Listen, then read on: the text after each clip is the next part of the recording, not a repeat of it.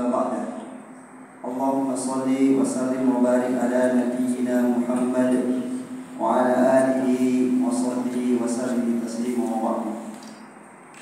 Bapak-bapak dan ibu-ibu serta adik-adik yang dimuliakan oleh Allah Subhanahu wa taala.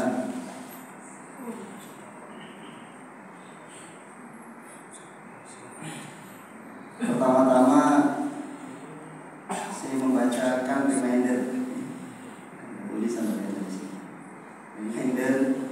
panitia Ramadan 1445 ya. Yang pertama, panitia telah siap untuk menerima dan menyalurkan zakat mal ya. Insyaallah Baitul Mal Darul Muttaqin yang sudah berusia 2 tahun ini alhamdulillah ya masih menyalurkan zakat mal ke para mustahik yang masih merupakan jamaah Masjid Darul Muttaqin. Alhamdulillah. Yang kedua, dari panitia untuk pelaksanaan bansos ya, siap menerima pakaian layak pakai ya, layak pakai. Tadi ada dari panitia mengatakan kalau tidak layak pakai juga boleh kami terima asal kaos gitu. Karena ada permintaan khusus ya. Jadi mau layak pakai atau tidak layak pakai tetapi yang kaos gitu siap diterima. Tapi jangan banyak-banyak yang tidak layak pakainya. Kemudian menerima ya dana dari bapak-bapak ibu-ibu yang ingin berpartisipasi dalam paket pengadaan sembako untuk pasar murah. Satu paketnya 120.000 ya, 120.000 rupiah. Terserah mau ambil satu paket boleh, 2 paket boleh, 5 paket juga boleh.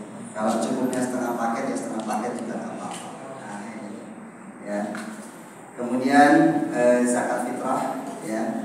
Insyaallah panitia zakat fitrah Pak Bandi ya dalam hal ini ya selaku panitia tetap ya, tetap menerima ya 2,5 kilogram ya atau uang senilai 50.000 rupiah ya. Nah ini pengumuman dari panitia reminder ya bagi penceramah. Bapak Ibu yang dimuliakan Allah Subhanahu wa taala, kita malam hari ini akan ada acara Nuzulul Quran. Nuzulul Quran itu dari kata anzala wal Quran ya, malam di mana diturunkan Al-Qur'an. Syahrul Ramadan alladzi unzila fihi al-Qur'an. Diturunkan Al-Qur'an itu pada bulan suci Ramadan. Tetapi ada juga ayat inna anzalna fi lailatul qadar ya, diturunkan pada malam Lailatul Qadar. Nah, kemudian kenapa kita memperingatinya pada tanggal 17 Ramadan ya, padahal ada ayat yang menyatakan bahwa Al-Qur'an itu diturunkan pada malam Lailatul Qadar. Nah, malam Lailatul Qadar itu terjadi pada 10 hari terakhir. Nah, ini gak ketemu ya. Nah, maka sesungguhnya ya ada pembahasan tentang masalah ini ya. Bab yang membicarakan tentang inna anzalnahu fi lailatul qadar. Ya, itu membicarakan tentang turunnya Al-Qur'an dari Lauhul Mahfuz ya, utuh ya, langsung turun sempurna ke langit bumi ya. Baru kemudian diturunkan secara berangsur-angsur sesuai dengan kebutuhan ya. Tidak urut ya, tidak urut ya. Ayat yang pertama kali turun adalah surat Al-Alaq ya, ayat 1 sampai 5. Padahal ini bukan surah pertama di dalam Al-Qur'an Al-Karim. Nah, tidak urut gitu. Ya. Kemudian surah yang terakhir turun itu ya, ini ada perbedaan pendapat gitu. Tetapi yang masyhur adalah Al-Maidah ya. Al-Maidah al-yawma akmaltu lakum dinakum wa atmamtu nikmati wa raditu lakum Islam. Itu adalah surat penutup. Itu juga bukan penutup dalam Al-Quran, karena penutup Al-Quran itu surat An-Nas. Sehingga memang Al-Quran itu tidak diturunkan urut, tetapi diturunkan berdasarkan kebutuhan, ya, dan melihat situasi dan kondisi. Nah, ketika Rasulullah mau wafat, Rasulullah memerintahkan, ya, beberapa orang sahabat yang ahli Quran, ya, sahabat itu juga ada yang ahli Quran, gitu. Tapi yang tidak ahli Quran mereka jago Al-Quran, ya. Jadi bukan kemudian yang ahli Quran itu ahli Quran, yang tidak Al-Quran itu tidak jago Quran, tidak. Mereka itu memang ada yang ahli Quran, ya. Mereka lebih tajam di dalam analisa masalah Al-Qurannya. Mereka juga itu fasih di dalam pengucapan makharijul hurufnya, ya. Mereka juga bacaannya bagus. Diperintahkan oleh mereka, diperintahkan oleh Rasulullah kepada mereka untuk menuliskan Al-Quran sesuai dengan urutannya. Nah, maka kemudian, ya, urutannya itu seperti itu, ya. Tetapi saat itu, ya, masih ditulis belum dalam bentuk mushaf, ya, masih terpencar-pencar. Sampai Umar bin Khattab kemudian menyampaikan kepada Abu Bakar, wahai Abu Bakar, ya, sudah saatnya kita mengumpulkan Al-Quran, ya, dan menuliskannya dalam bentuk mushaf. Nah, itu membuat marah Abu Bakar. Usulan Umar ini membuat marah Abu Bakar. Tetapi Umar kemudian melanjutkan, kenapa ini harus dilakukan? Karena para penghafal Al-Quran ini sudah mulai habis. Mereka berperang dan tidak kembali. Artinya mereka syahid di medan perang. Maka kalau ini dibiarkan lama-lama, Al-Quran itu nanti bisa lenyap. Tidak ada lagi yang hafal. Maka ini harus dibuat. Ini didesak oleh Umar bin Khattab kepada Abu Bakar sampai beberapa kali, ya, sampai akhirnya Abu Bakar itu berpikir, ya, ini ada apa Umar? Umar ini terkenal pemikirannya paling banyak direstui oleh Allah Subhanahu Wa Taala, ya. Jadi pemikirannya tentang Islam itu banyak kemudian di ACC dengan turun ayat yang berhubungan dengan pemikiran Umar bin Khattab. Ya, salah satunya kemarin saya cerita, ya, yaitu ketika Umar bin Khattab setelah Isya kemudian pulang, ya, ingin menggauli istrinya, tetapi sudah nggak bisa. Karena saat itu namanya orang berpuasa itu dimulai dari Isya. Dia pulang sudah Isya, istrinya sudah tidur. Ketika bangun sudah nggak boleh. Maka kemudian Umar melapor sama Rasulullah. Maka turun surah Al-Baqarah ayat 187. Nah, akhirnya Abu Bakar merenung dan akhirnya, ya, memaksakan dirinya, ya, karena Abu Bakar ini mengatakan bahwa tidak, saya tidak akan melakukan apa yang tidak pernah dilakukan oleh Rasulullah. Rasulullah aja tidak melakukannya, kenapa saya harus melakukannya, kan begitu, ya. Kalau pakai bahasa sekarang ini bid'ah, ini bid'ah, ya. Makanya kalau sudah berbicara bid'ah itu, maka bid'ah terbesar itu ya Al-Quran ini. Wahada bid'ah, Al-Quran ini bid'ah ini. Jadi kalau berdebat sama grup-grup yang suka bilang bid'ah, misalnya itu Al-Quran itu bid'ah, mushaf itu bid'ah, nah gitu. Nah, kemudian akhirnya di ACC, ya, ditulislah lengkap, ya, satu mushaf, cuma satu, ya, sebagai sumber rujukan. Dan kemudian ketika kemudian Umar bin Khattab menjadi khalifah, diteruskan oleh Utsman bin Affan. Nah, di zaman Utsman bin Affan ini kemudian Al-Quran itu ditulis kembali, ya, di mana mushaf yang ada di zaman Abu Bakar kemudian dibakar, ya, dibakar, ya. Memang ini adalah akhirnya menjadi metodologi bahwa untuk menyingkirkan Al-Quran yang sudah tidak dibaca itu harus dibakar, ya, harus dibakar.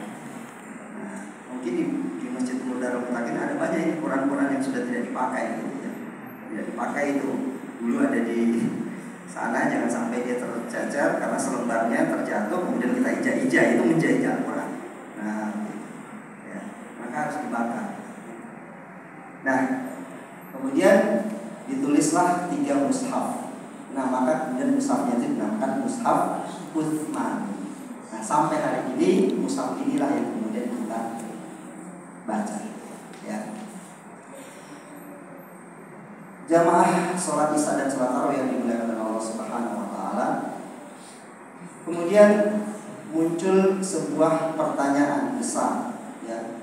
Di dalam Al-Qur'anul Karim Allah Subhanahu wa taala berfirman, "Bal nahnu mahrum." Ya. Dan kami tidak mendapatkan apa-apa. Ya.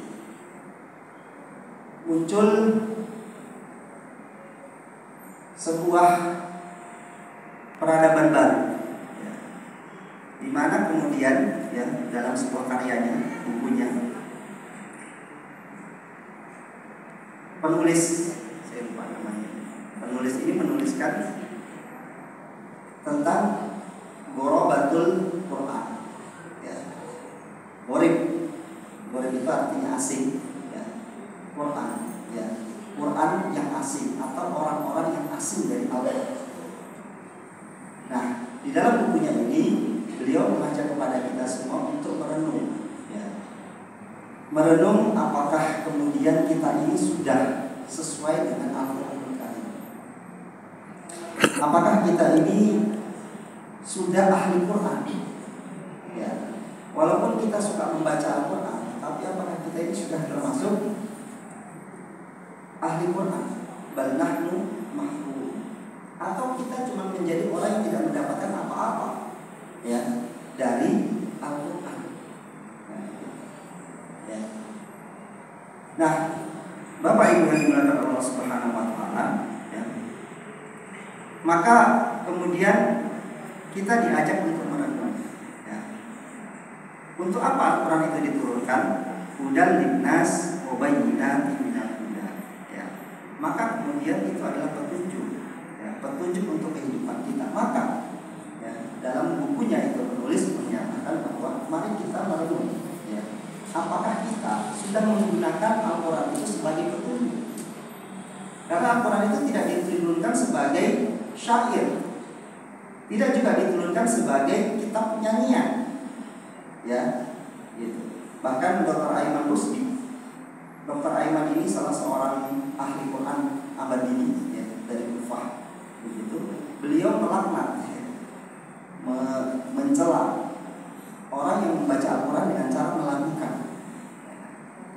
Dalam videonya itu salah satunya itu dari Indonesia yang ketika kemarin menyetor bacaan itu melakukan. Ya. Maka kemudian beliau nangis, ya, mengomentari itu, kemudian mengatakan, apakah engkau tidak tahu kalau ini adalah firman Allah Subhanahu wa taala? Ini perkataan Allah, bukan kitab lagu. Jadi tidak layak kalau kemudian dibaca dengan menyanyikannya ya. Jadi mengutamakan lagunya ya. Apalagi sampai menghilangkan tajwidnya. Nah maka kemudian dalam bukunya itu penulis menuliskan beberapa hal. Satu, kita ringkas. Satu, dalam mendidik anak. Sudahkah kita menggunakan Al-Quran dalam mendidik anak? Sudahkah kita menggunakan Al-Quran dalam memilihkan sekolah untuk anak-anak kita? Sudahkah kita menggunakan Al-Quran itu untuk ya, memilihkan pendidikan anak kita? Atau kita pakai standar yang mana? Kemudian yang kedua, ya, ini banyak, saya cuma ambil 3 aja. Yang kedua, di dalam masalah pernikahan ya. Apakah kita sudah menikah dengan landasan Al-Quran Karim? Ataukah kita hanya menikah sekedar untuk memenuhi hasrat atau budaya ya, Artinya orang tidak menikah itu tidak wahyu.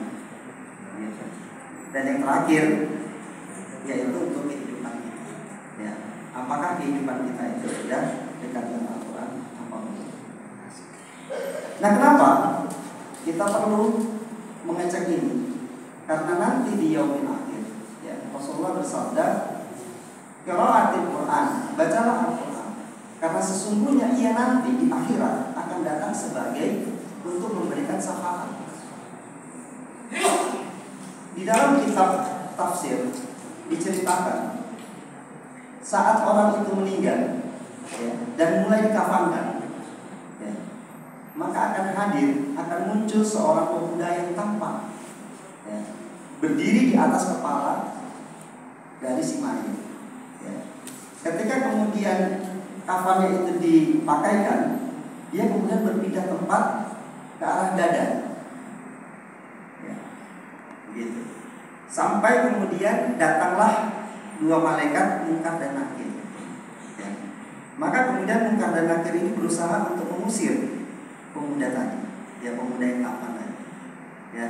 Maka kemudian pemuda itu mengatakan, sesungguhnya aku tidak akan pernah meninggalkan sahabatku ini. Ya. Maka wahai Munkar dan Nakir, kerjakanlah tugasmu untuk bertanya, dan saya akan ada di sini mendampingi si mayit. Ya. Cerita ini kita bisa lihat bahwa ini kejadiannya masih di mayit, ya, dimana kita mau minta syafaat Rasulullah juga belum dapat, gitu. Ya. Amal kita juga belum dihisab, gitu. Nah, di situ ada syafaat, ya. Dan kemudian pemuda tadi, ya, menengok ke arah kita sembari berkata, saya adalah sahabat setia. Saya adalah Al-Quran yang kau baca dengan suara keras maupun perlahan. Maka berinteraksi dengan Al-Quran itu harus betul-betul menjadi kebiasaan. Hati itu harus rindu terhadap Al-Quran. Nah, salah satunya itu dengan cara menghafal. Kalau kita menghafal Al-Quran, maka hati kita itu akan terus teringat kepada Al-Quran. Ya, kalau tadi surat ini belum selesai saya hafal, ya, saya pasti akan pengen ambil Quran untuk melihat, gitu. Jadi satu-satunya cara untuk berinteraksi dengan Al-Quran adalah mencoba menghafalkannya, gitu, atau mengulang-ulang hafalan, gitu. Ya, dan juga memperbaiki bacaan, makharijul hurufnya, begitu. Kemudian sifatul hurufnya, kemudian huruf tajwid. Ya. Nah, semoga